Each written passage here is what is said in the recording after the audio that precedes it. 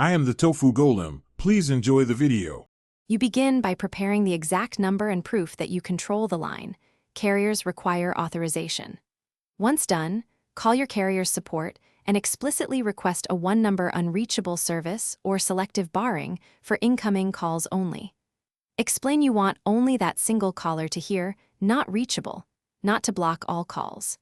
Make sure to provide account PIN and authorized ID so the rep can access your profile, because carriers will not act without verification. You now walk the carrier rep through the exact configuration. Request an mSystem-level selective incoming barring or a routing rule that returns network unreachable to that caller. Once the rep sets the rule, get the service request number and a confirmation code. Note propagation can take minutes to a few hours.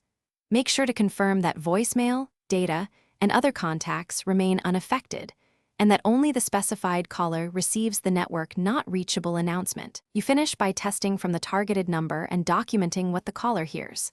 If they still reach you, call the carrier back with the original request ID and ask escalation.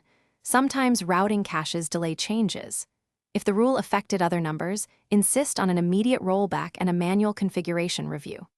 One key troubleshooting tip: keep logs, times, rep names, and reference numbers to force escalation quickly when automated provisioning fails. Thanks for watching. Consider subscribing if we helped you today.